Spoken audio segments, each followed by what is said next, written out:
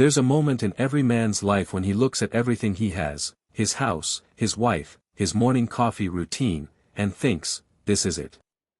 I've made it. For me, that moment came on a Tuesday morning, sunlight spilling across our kitchen island, my wife humming something under her breath while scrambling eggs.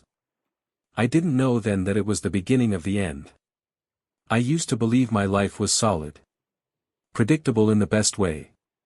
We weren't flashy people, Emma and I. No luxury cars or exotic vacations, just a well-tuned rhythm of shared glances and Sunday grocery trips. We'd been married for 9 years.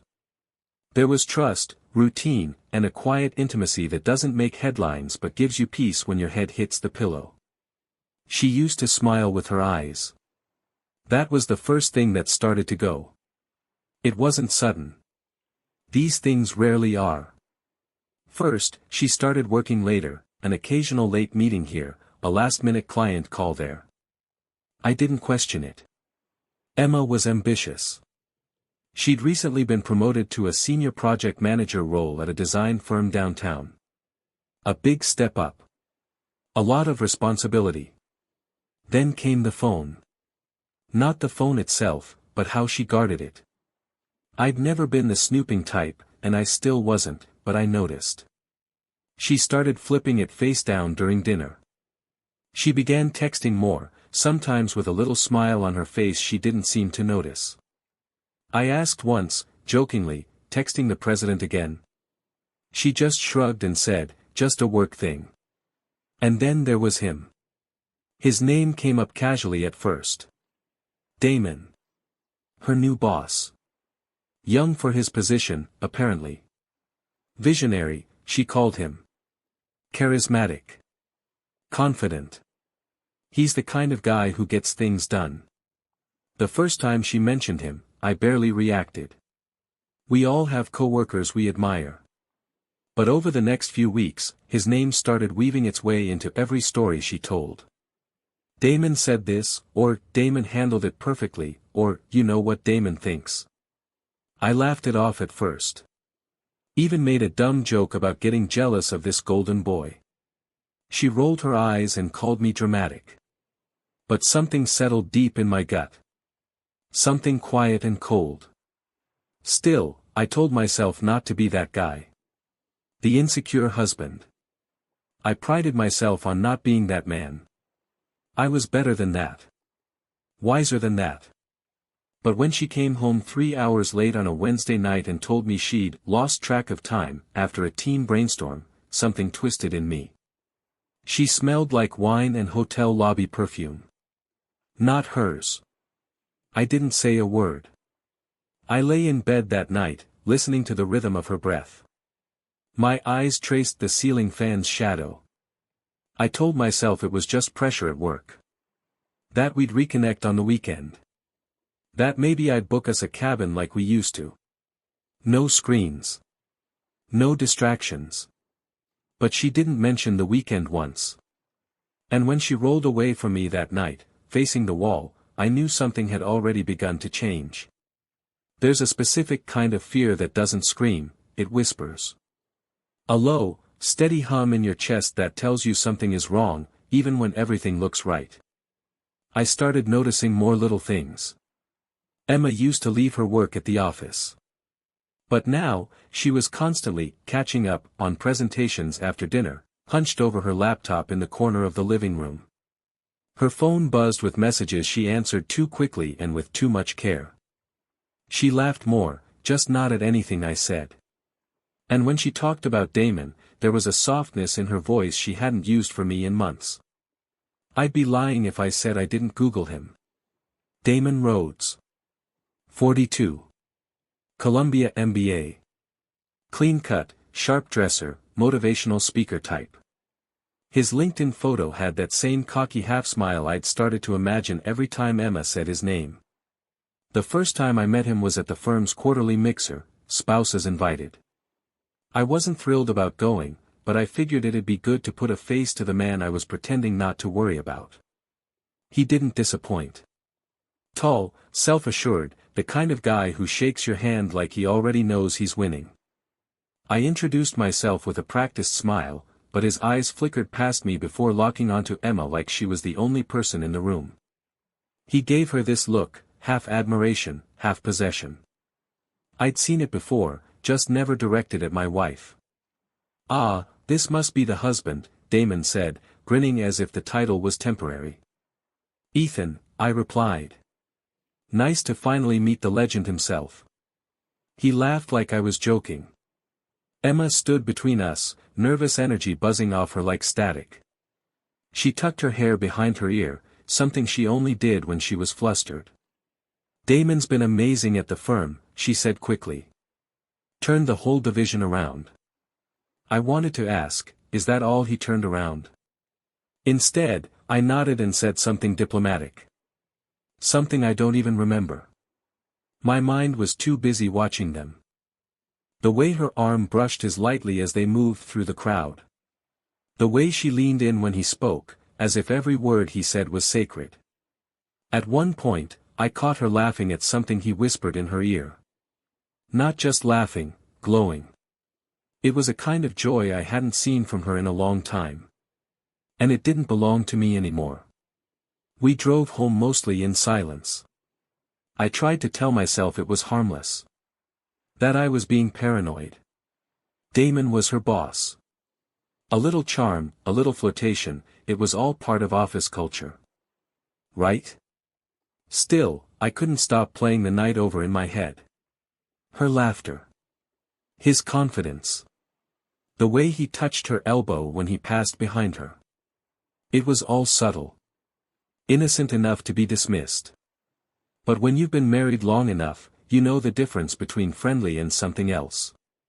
And I hated how unsure I was becoming in my own home. Emma kissed me goodnight like she always did. Brief. Habitual. I stared at the ceiling for a long time afterward, listening to the muffled sound of her texting someone in the bathroom. I told myself it could be anyone. But I knew. Some betrayals don't come crashing through the front door. They creep in quietly, through half-locked phones, vague excuses, and a look in your spouse's eyes that doesn't include you anymore. It was a Sunday afternoon. The kind that used to mean takeout and lazy movie marathons. I was folding laundry, a domestic kind of calm hanging in the air, when I noticed her phone buzz on the counter. She was in the shower. I don't know what made me look. Maybe it was the way she'd started guarding it like a second heart.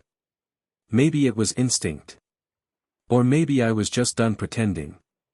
The screen lit up with a preview. "Damon, that thing you said last night, still thinking about it." I stood there, holding one of her sweaters like it had weight beyond fabric. My hands felt cold. My stomach.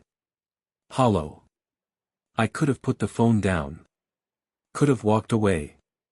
Instead, I typed her passcode, our anniversary, which she still hadn't changed, and slid the message open. There it was.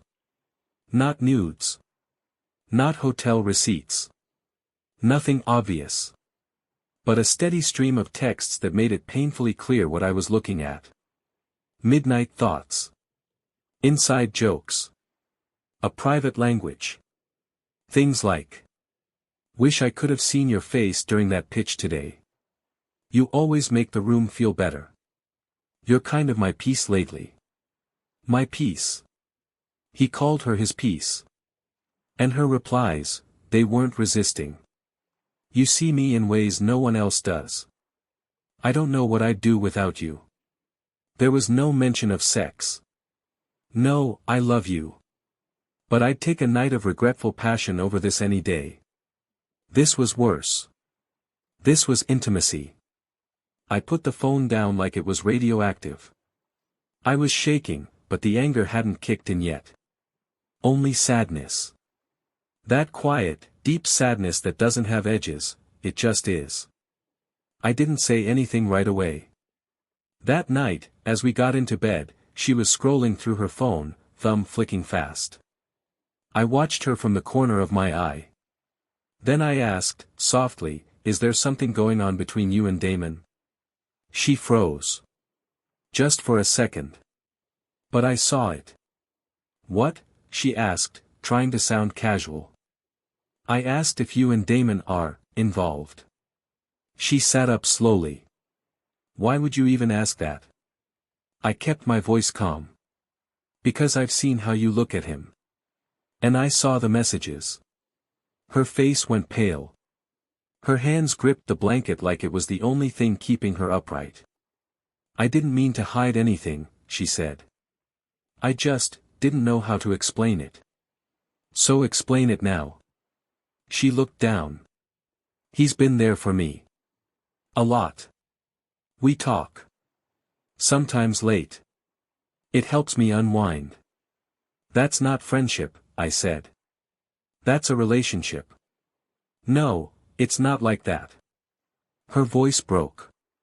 We haven't done anything physical. I swear. But you wanted to. Silence. Then, I don't know. I nodded.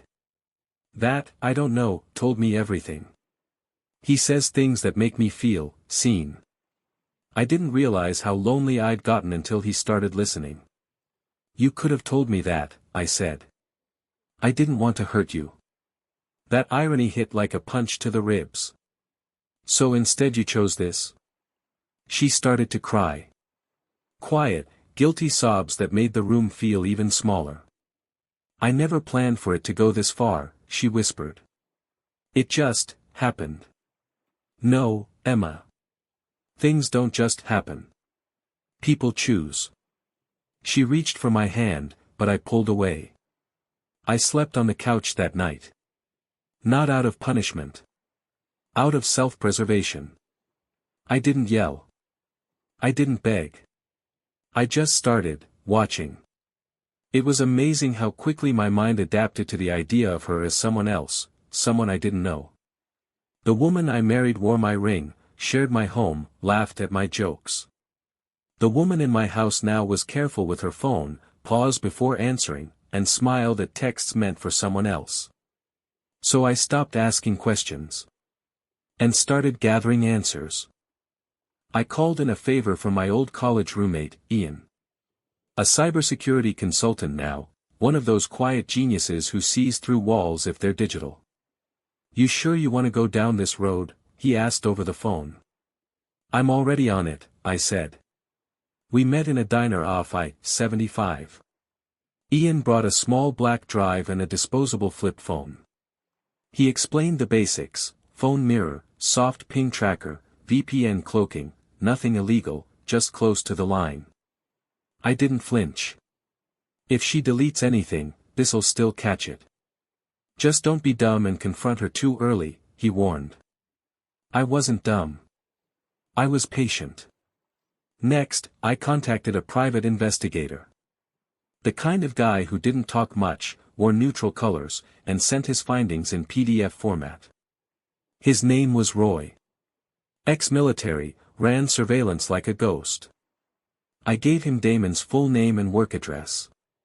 You just want eyes, or you want heat? Roy asked.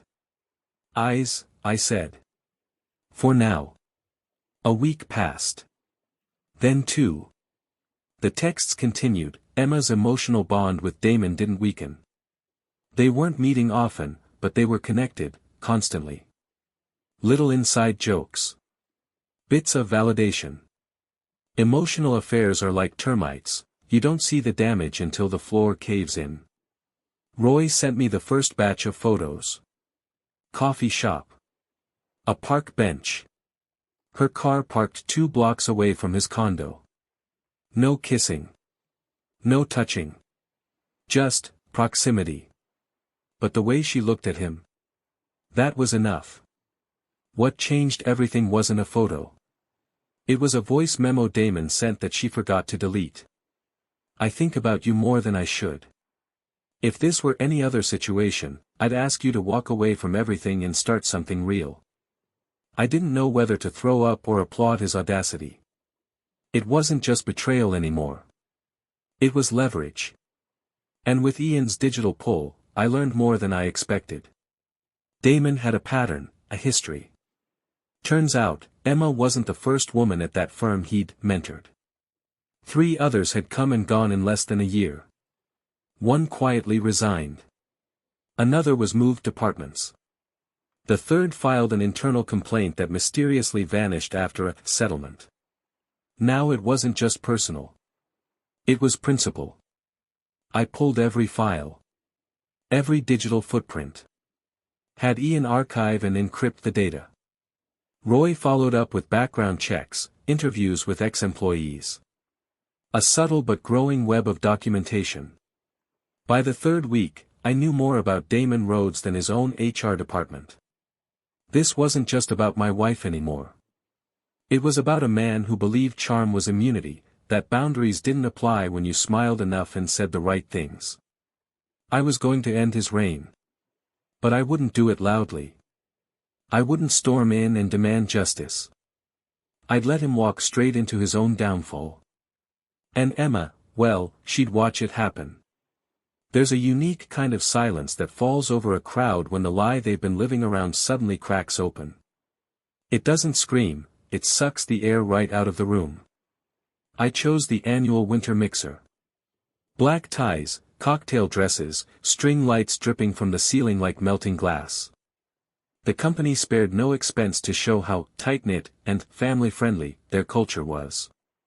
The kind of party where reputations shine and masks stay perfectly in place. Until they don't. Emma insisted I come. It'll be good for us, she said. She had no idea I already had my suit pressed and a flash drive in my pocket. I walked in alone, on purpose. Her team had arrived earlier. Damon was already there, holding court as usual, smiling too easily, hand on the shoulder of a junior associate, the kind of contact that was almost nothing but meant everything if you looked closely. I didn't need to say a word. Not yet. I slipped the flash drive to Roy, who was in disguise as one of the AV techs. We had agreed on the exact moment, right before dessert, when the lights dimmed for the yearly employee tribute montage. Perfect timing. Everyone watching. No distractions. No escape. The company video played first. Laughter.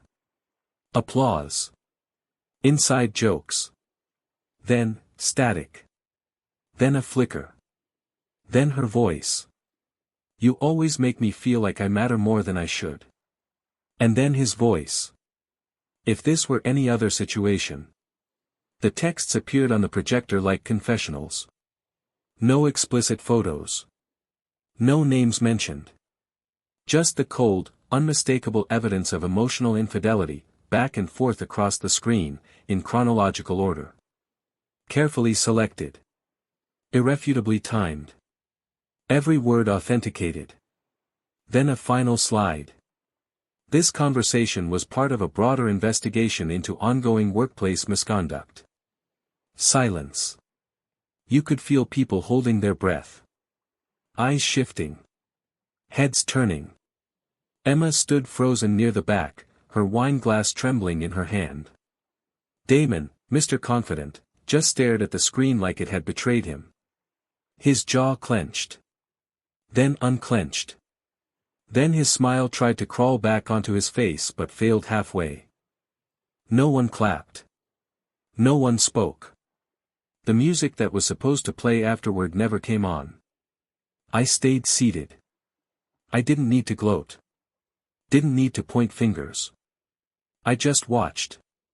A few people started whispering. One of the HR directors stood up and left the room. Damon, realizing he was finished, turned and walked out without a word. Emma followed him, her heels tapping faster than I'd ever heard. She caught up with me outside near the valet. Her face pale. Her voice tight with panic. Ethan, what did you do? I looked at her. Really looked at her. No, Emma. The question is, what did you do? I didn't know she started, but I held up my hand. It's not just about him, I said. It's about you. You made a choice. Several, actually. Over weeks. Months. You kept choosing him. Tears welled up, but they didn't fall. Not yet. I never wanted to hurt you, she said. That doesn't change the fact that you did. I swear it never got physical, she said, her voice cracking. Doesn't matter, I said. You left me emotionally before you ever touched him. She stepped closer. I stepped back. We need to talk, she whispered. Not tonight, I said. Tonight was for the truth. I didn't go home with her. I went to Roy's truck, lit by the street lamp, and sat inside while he debriefed. HR had pulled Damon aside. Legal was involved now. The complaint we filed was airtight. It wasn't just a personal betrayal, it was a professional liability, and the company would act swiftly. Emma. She was still employed, for now. But things would never be the same. Not at work. Not in her mirror. I leaned back, exhausted. Not triumphant. Not even angry anymore. Just, emptied out. I'd gotten justice. Not revenge. Not really. This wasn't about punishing her. It was about stopping the bleeding. And somewhere deep down, I still loved her. That's the part that made everything sting more than it should have. The house was different after the mixer. Not louder. Not colder. Just still. She came home that night, hours after me. I didn't ask where she went. I was sitting at the kitchen table, scrolling through legal emails I wasn't reading, letting the silence stretch like a held breath. When she opened the door, she didn't say anything. Just stood there in her heels and shame. I looked up. I resigned, she said. Voluntarily. Her voice caught. They didn't have to push. I couldn't show my face there again. I nodded. Not out of pity. Out of understanding. She walked past me and sat down across the table.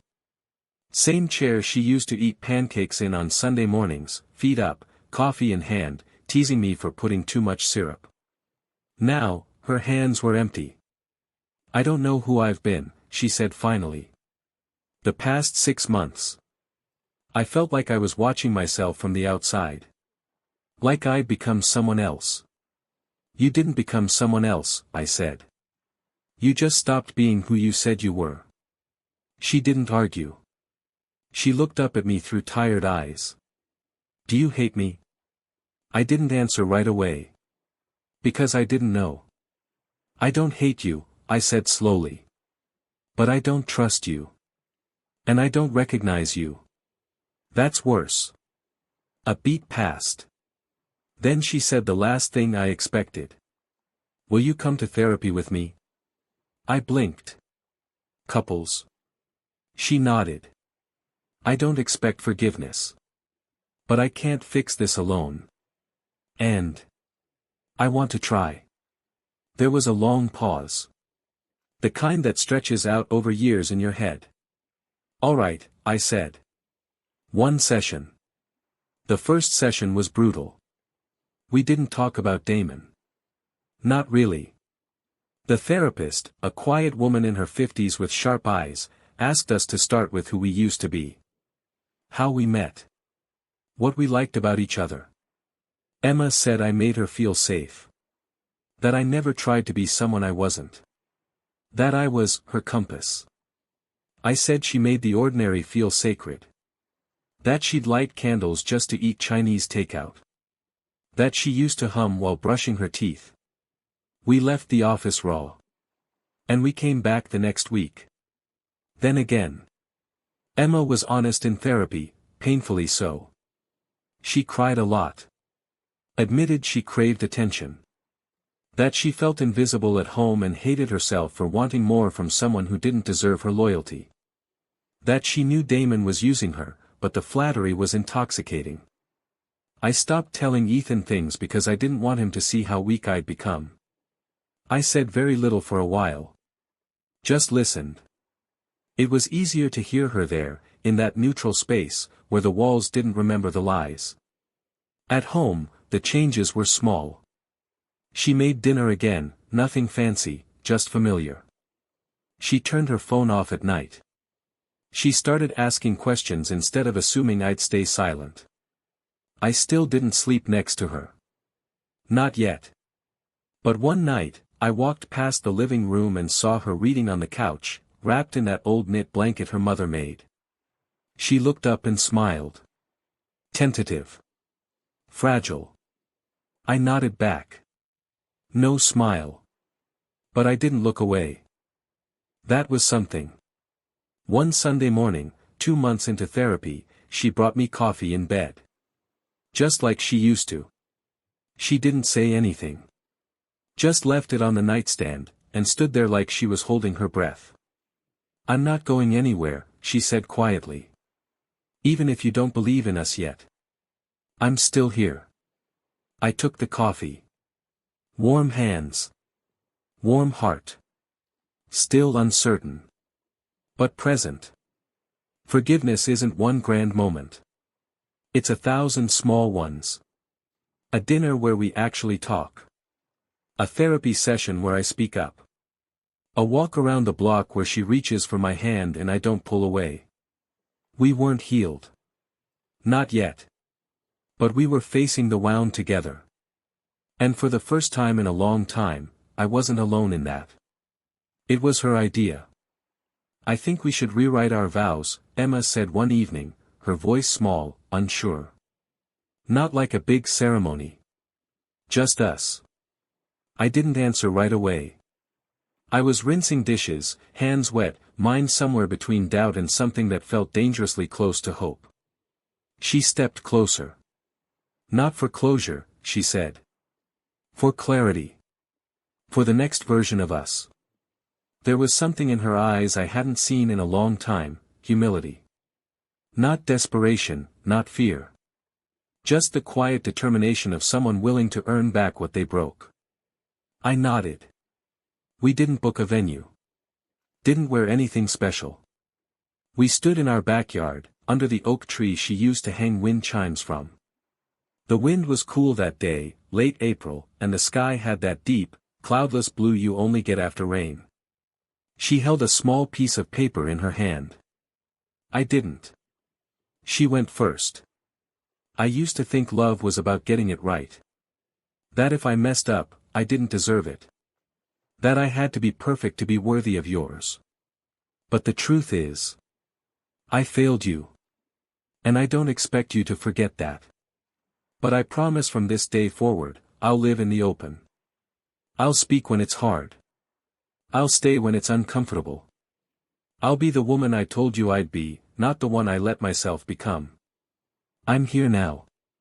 If you'll still have me." She folded the paper. Didn't cry. Just looked at me, steady. I took a breath. I don't know if vows mean what they did the first time. Back then, I promised things I couldn't possibly understand. I thought trust was permanent. That love was unbreakable. I know better now. I know that love isn't guaranteed. It's a choice. One you make after the worst has happened, and you still show up. So here's what I promise, I'll never stop choosing truth. I'll never stop choosing effort. And if we fall again, we fall forward. Together. No applause. No audience. Just the wind. And us. That night, for the first time in over a year, I slept in our bed again. No tension. No words. Just the slow return of peace. She curled into me in the middle of the night like she used to, and this time, I didn't move away. Weeks passed. We didn't post photos. Didn't tell many people. This was ours. The changes stayed small, but they stayed. She still saw the therapist individually. We kept going to sessions together. We left sticky notes on the fridge again, some practical, some soft. "Need milk. You looked strong today. Thanks for staying." We started cooking again. Not because we had to. Because we wanted to be in the same space. One Saturday morning, we sat on the porch steps with mugs of coffee and the kind of silence that isn't awkward, it's earned. Birds chirped. Somewhere down the street, someone was mowing the lawn. Emma looked over at me. You think we'll make it? I sipped my coffee. I think we already are. She smiled. Not the smile from the past. Not the nervous one from therapy. A new one. Calm. Clear. We didn't say anything else. We didn't need to. Some people think healing looks like a clean slate. But it doesn't. It looks like a cracked one you keep writing on anyway. Together.